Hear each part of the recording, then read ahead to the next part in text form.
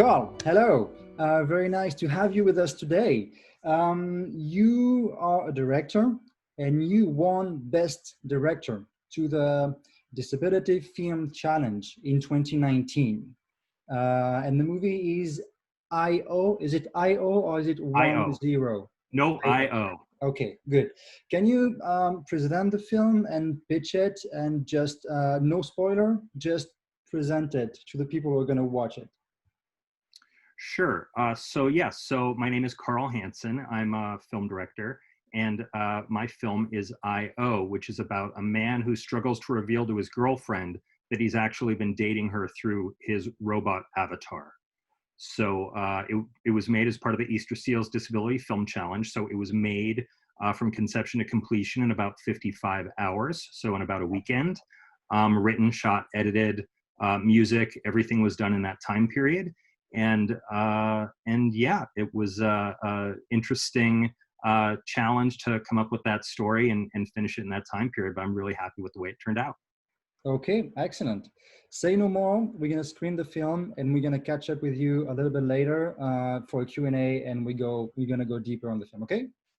Great, thanks. You should. Enjoy. Okay, then we're going to cut, we're going to edit. Cool. So that's good. Did we forget? I'm going to start saying that. Okay. Okay, Carl, we're back. Are you Hello. back? I'm back. I'm back. Just Cool. cleaning my glasses. Excellent. I have mine too, but yeah. Anyway. You can see me. It was hard for me to see you, so this will make it a lot easier. Yeah, I understand that. So we've been renewing our partnership with the Disability Film Challenge. We started last year. It went great. The movies are awesome. The talent is there, ready. So we wanted to keep going. And this year we selected your film among a few others to screen at the festival. People just had the chance to watch the film. So just to start, can you tell us a little bit about your background, how you ended up making movies, and a little bit of who you are as a filmmaker? Sure. So I'm in my early 40s at this point, but I've wanted to make movies since I was probably 8 years old. My uncle gave me a video camera, and I wanted to start making little movies, and started doing that with my cousin very early on, and just kind of kept progressing. There was a movie that came to my town that I got to watch them how to make it. So like the prop people needed blue food dye, and I watched them take the food dye that I brought to them from my mom's kitchen and put it into a jar, and they made the blue Barbasol liquid out of this food dye. And as a young kid, I looked at it and I was mesmerized. I couldn't believe that they had been able to do that. So it kind of sparked something in me that that kind of is still there today. I love that magic. I love being able to create these stories and these worlds that may not be based in reality, or maybe they are. I mean, it really just depends on what the film is. And my journey as a filmmaker, I moved out to LA 20 years ago. I'm from Massachusetts originally, but I live in Los Angeles now. And I started competing in the 48-hour film project, which is a timed filmmaking competition where you have 48 hours, literally 2 days, to create, write, shoot, complete a film. Exactly. And so I started in 2005 doing that with my team, Cultural Detritus. And we just started doing these films over a weekend. I was a working professional. I mean, at the time I was working in reality television. And so I didn't really have a lot of time during the week to do stuff, but I could do something on the weekend. And so I would always say, I remember consciously saying this, like, I want to be a director. I went to film school. I went to Ithaca College for film. So I was making films at Ithaca. I came out of there and I said, I want to be a director.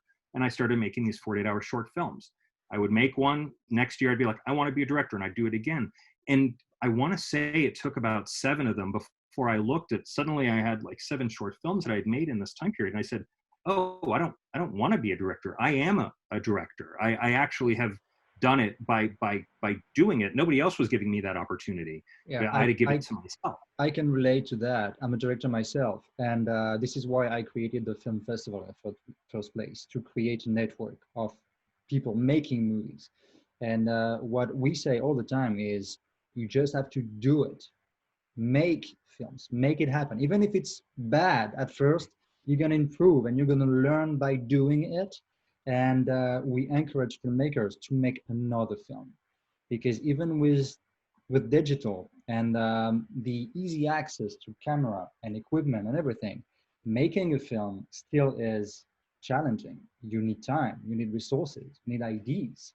So we encourage people and filmmakers to screen their films, show them into festivals, so they can go and make another one. So I'm very interested in that, because you had, sounds like you had a path that made you realize, oh, I am a director because I am doing it already. And it's interesting that it's not a path that I specifically really went out to do. I just saw, like, a friend of mine came to me and said, hey, here's this 48-hour film project. Do you want to try it? And I want to say I'd seen one the year before. I'm like, that sounds weird and interesting. Yeah, let's try this. You know, it's new, and what do we have to lose, right? I mean, it's like a weekend. If we try and we fail, at least we've tried. And if we fail, we can figure out what didn't work that time and what did the next. And I have to say, that year, so the very first film we made was this film called HANSEN, that it was terrible when we screened it. It looked awful. The timing was off. It didn't work. And one of my friends said, hey, can I recut this? Because I really think there's something in this. And he recut it. And it turned into a really great short film. And I'm like, this is what we can do in a weekend. We just need to figure out what the process is. We figured it out. We had the bones. Now we just have to figure it out. And we just kind of refined it. We really refined it over the years. Yeah, editing can change the face of a film. Definitely. Definitely. 100%. I see in the background that you have about a dozen wins or nominations. Can you walk us through some of them, maybe? Sure. Yeah, it's so my wife actually hung all those behind me. I needed some help with the design of it, because I'm not very good when it comes to hanging that kind of stuff. She's much more handy than I am. But yeah, so it's all from various years of 48-hour film project or the Easter Seals Disability Film Challenge. So on the top left there, I think it's top left for you guys, there's Best Acting Ensemble that we won for our film War Torn back in 2016.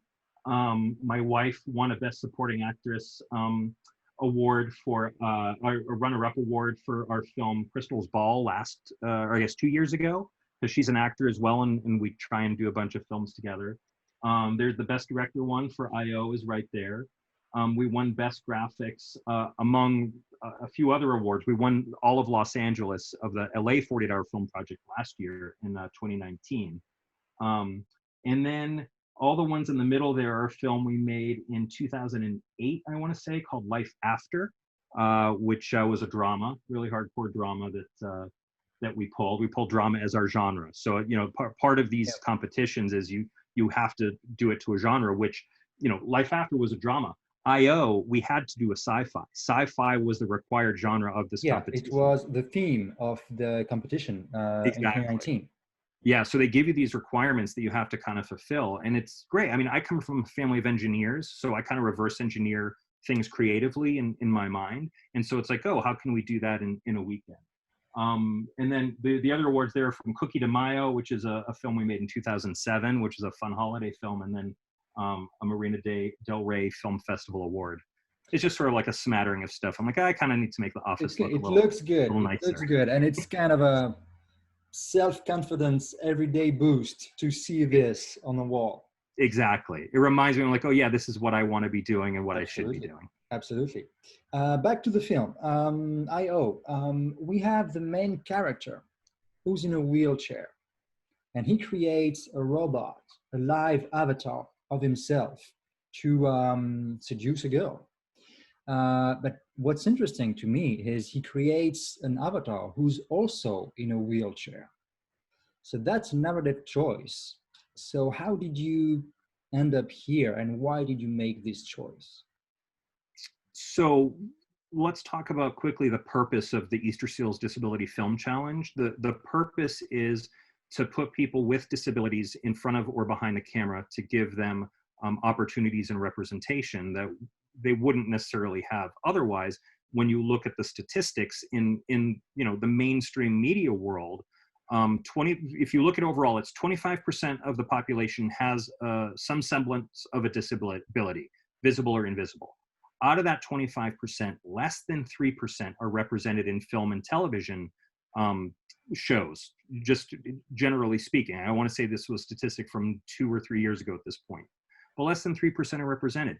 And out of those 3%, a lot of those people are able-bodied actors portraying a disability that they don't actually have. So when you talk about where does opportunity come from for people with disabilities, there really has been very little historically over the years.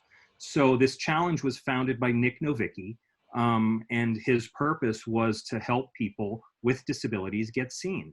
And so when we're making these particular films, I have a lot of friends with disabilities now who are also actors, right? So they're really good actors and they haven't had opportunities. And so I love being able to work with great actors. It has no bearing on the story whether they have a disability or not. To me, I just like working with good talent. So in regards to IO, we knew Scott Rosendahl wanted to be a part of the film, so he was already on the cast list. Same with Danny Gomez. Both of those actors. For the viewers, Scott is the guy with the beard. Scott Rosendahl is the one with the beard. Yeah, he's the main actor with the beard. Danny is the sort of more traditionally good-looking one, sort of chiseled good looks. The robot. Yeah, the robot. And what's interesting is, as we were coming up with what that character was going to be, and remember, this is all essentially, Friday night before we're shooting the next day, we're conceptualizing. I want to say there's a little bit of time, a little bit more time on the front end. We were able to find like a location, but it really, you're challenged by this very confined time frame. So it came up in that conversation, why wouldn't the man in the wheelchair decide that he wanted to have an able-bodied avatar? And that felt so wrong to me. It's like, why would he choose that? That's not something he necessarily knows. If that, like in this character space, he would choose something that he knows. And ultimately, when it comes down to it, being in a wheelchair has no bearing on the storyline, right? The fact that they're in wheelchairs is just almost ancillary in some ways. And that's what's interesting in the film, because the purpose, the message of the film is not being in a wheelchair or not. It's about self-confidence. It's about how to talk to a girl, how he perceives the world and how he gives back. So that's even more interesting, I think. And that was part of our discussion too, was exactly that, right? It's like it adds another layer that you don't expect as a viewer, because we're specifically doing this in order to help, and now especially my friends who happen to have disabilities, get acting jobs, right? Or really propel their career forward. So really, I just want to put them on camera, whether you see them in a wheelchair, whether you don't. We've done other projects where you don't even know that they're in a wheelchair. It has no bearing on anything, right? It's that they're really, really good actors. So at the core of it, that's what I want to be doing, right? Is getting good talent in front of the camera. Has no, it doesn't matter to me one way or the other whether somebody's of a different culture, ethnicity, race, disability, not disability. Like, none of that matters as long as they are actually able to emote and act. So that's the most important thing to me. It just so happened in this particular film, once we had Scott and Danny, like, the idea just kind of formed around this idea of a man creating a robot avatar. And it felt like those were the two guys that were the best ones to play those roles. Yeah, it shows in the film. And I had a talk with Nick the other day, and that's exactly what he said. Not about the film, but about talent in general. The disability, whether it's visible or not, should not have an impact on talent, and should not have an impact on how people in the industry and people in the audience perceive the movie. So I think your film, and I think that's also maybe one of the reasons why you won Best Director, because the story is conducted in a way that really grabs you and you go with it, and whether it's not about disability, and that what works really well. Can you tell us a little bit about the talents, about Scott and Danny? Scott being the main character with a beard and Danny being the robot avatar. How did you find them? Did you work with them before? Did you have a casting? How did it go? So Danny Gomez, he had, let's see, what's the best way to describe it is when we made our Easter Seals film 2 years ago, so 2018, right? It's 2020. So yeah, when we made it in 2018, I've lost track. I don't know what day of the week it is anymore. In 2018, we made Checkmate as part of the Easter Seals Disability Film Challenge. That was the very first year that our team had competed in the challenge. And really it came about because midnight, one night I was surfing through Film Freeway and I saw it pop up. And because I had made 48-hour films, I had looked at it and I said, oh, this is something pretty meaningful. I feel like this is something I really should get involved with. And it was only happening a week and a half later, right? So this was like a Wednesday, and a week and a half later, the actual competition shoot is happening. So and you can really saw it on Film Freeway and you jumped into it the same weekend. It was like, it wasn't that same week. I had a week, right? I had a week to plan. And the benefit of a weekend film competition is like, you can put it together fairly quickly if you need to. And in regards to this particular one regarding Checkmate, I kept it very small, like very, very small. I want to say we had a crew of 5 people total with our 4 actors in that particular film. And Danny had come through a friend of mine who's a casting director, Holly Wolf, really great casting director who I'd worked with on a bunch of different projects, you know, because we work in the industry together. And she said, oh, you should, you know, try and work with Danny because I think he may be trying to do stuff. You know, he may be interested in working again. He had had his accident, I want to say 5 years prior to, or 3 years prior to us actually shooting. He had stopped acting 5 years prior. There was all sort of like this backstory that he finally decided he was going to start acting again and just say yes to opportunities that came his way. But he was ready at that time. He was ready. He was ready. He just started saying yes to stuff. It just so happened we came in at that time and asked him to do this. Good. He and I had never worked together before. Again, he came through my friend Holly, and Holly knew him before his accident. So they hadn't really hung out much after his accident. But he and I got a chance to literally talk for, I want to say, maybe 20 minutes, maybe half an hour before going to the shoot, just to get a sense for each other of, you know, could we actually work together? And, you know, we felt like we had a good rapport. But again, there's no script. Nothing is written yet when he agrees to do this. So he agrees blindly.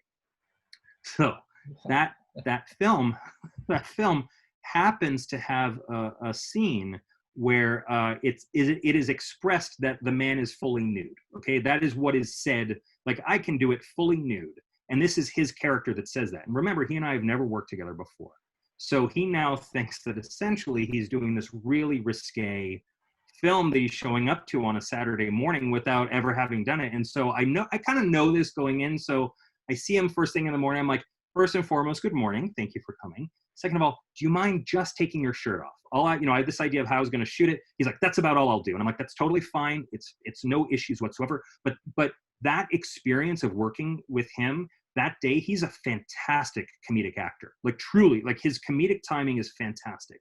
And we went through that whole day having a blast. We had so much fun. We ended up winning the entire competition that year with that film that, again, came to fruition in a week and a half. Danny hadn't acted in 5 years, hadn't done anything since his accident, and was finally ready to do something. You were part of Danny coming back to the acting and to performing. Correct. So that previous film kind of broke the ice between you two. You had a previous experience, and then you called him again for I.O.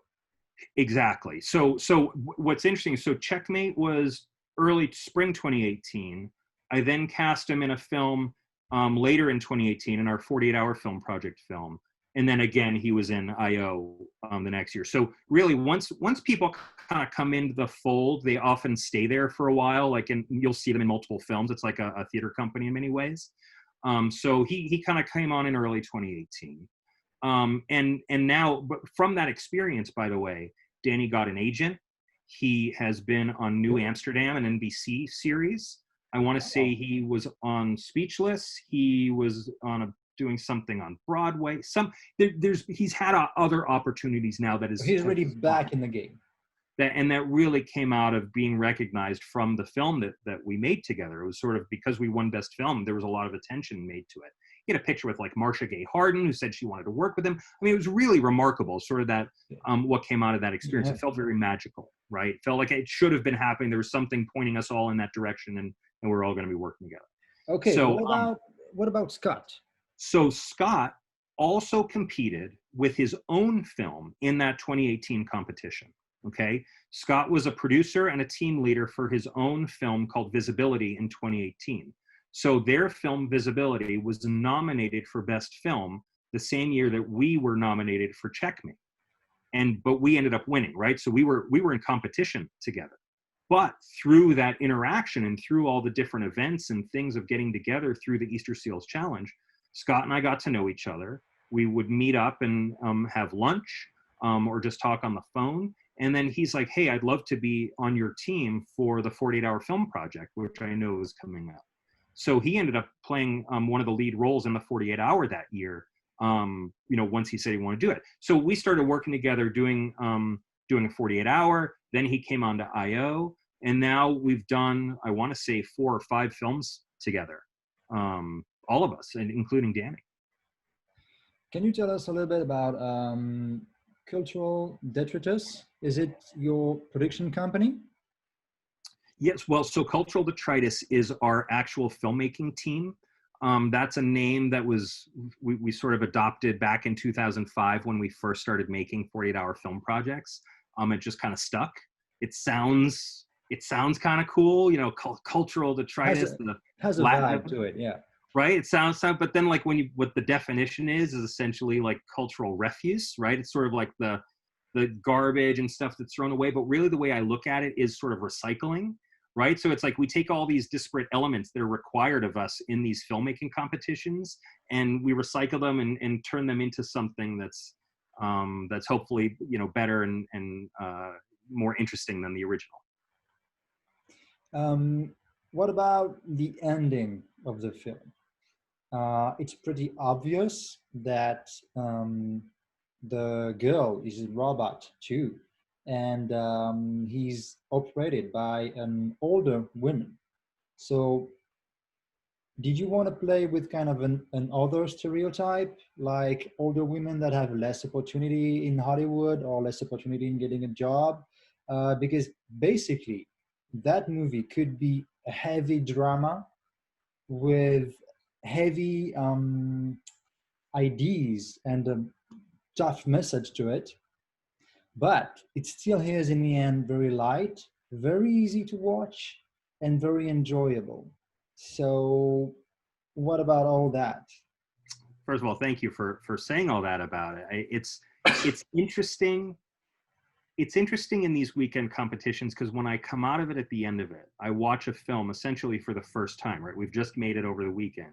Didn't exist on that Friday. Here it is on this Sunday. And I have all these very, very similar feelings of like, oh, whoa, sometimes I will see things that were not necessarily intentional, but happen because of a feeling, right? It's like oftentimes when I'm working on projects and I get sort of this chill feeling in my arm. Like I'm like, oh, that's a good idea. Like I can viscerally feel whatever that is. And I'm not necessarily thinking like, well, of course this is because ageism is a problem and somebody's not going to be able to work. I don't remember that being a real conscious thought. It was just in terms of who we had available for the actors. And as the story kind of emerges from not only who's available and what we're kind of writing to, those themes, I think, emerge, right? They kind of happen naturally in a lot of different ways, but also unconsciously, right? And I think that's an interesting part too, because you don't have the time to weigh options very much in these competitions. You're just kind of going and you have to choose a direction and go. So when it came to the reveal at the end, really it was my the writer Andrew Horn, who we hadn't worked together before Checkmate. So Checkmate was our first film together, Andrew and I. And actually, he since has now broken off into his own team and started making award-winning short turnaround films himself. So you know, I love planting the seeds of filmmakers and seeing other things come out of it. But it was really his idea and his concept that when he was pitching it to me while we were in the idea phase, I was like, oh, that's a really cool idea. Like, I love the idea of this robot avatar piece. And then I think the way he pitched it was like, yeah, and then at the end, she's a robot. And that was it. That was essentially what the pitch was. And then we filled in the holes with who we had already cast. So yeah, so I think those kinds of themes, while unconscious, really did come to the surface. And I now can say, yes, it is harder for an older woman to get a job in Hollywood, but also it's probably harder for an older woman to get a job, right? So now why is this woman working in a coffee house, right, slinging coffee all day to like just make a livable wage, right? That kind of came out of after being able to watch it and absorb it. Like, oh yeah, that actually makes a lot of sense how that came about. What are your next projects? What are the next movies and the next challenges you're going to take? So the 48-hour film project has been hosting these stuck at home competitions, which are really interesting because it gets you to think outside the box, or I guess inside the box, if the case may be, but really figure out what to do with that box, right? And so I've always said, you give 1,000 artists a box, they'll make 1,000 different things. Yeah. We've been able, you know, as a team to work remotely and engage, even using Zoom. The last film we made a couple of weeks ago called Who Won the War, we did all over Zoom so that the actors could actually interact with one another. We did another film where it was all sort of auditions, so they were all isolated. But I'm like, I kind of want that interaction. I want actors love to play together. You want to give them that opportunity. So Zoom allowed us to do that. And the Global Film Challenge, which is another 48-hour competition, is coming up in a few weeks. Actually in a week and a half, and we're going to be doing that. We're actually going to be doing a live stream of all the cultural detritus films up until this point, using it as a fundraiser for Easter Seal, Southern California, and that will lead into the Global Film Challenge. So it's just sort of like I'm trying to build this sort of event type filmmaking idea, so you can watch it and feel like you're involved as the audience by watching the ideas come together. Excellent. Keep us posted. We may be able to talk about it on Facebook and everything. Cool. Let us know. We are partners with Nick and with the Easter Sales Film Challenge. So anything we can do to kind of raise awareness and spread the word, we're gonna do. Awesome. So cool. Keep us informed. I definitely will. Carl, thank you for your time. Thank you for all the details you gave us about the film. It's really, again, it's a really good movie. Basically, that's it. It's fluid. It's really well done. A lot of things I could be asking, but I know people are gonna lose interest after some time on the internet. So I prefer to keep it concise and interesting. Anyway, thanks a lot for your time. And we are very happy that we were able to support your film, and we hope to watch the next one. Thank you very much. I really appreciate it. And thank you so much for including IO.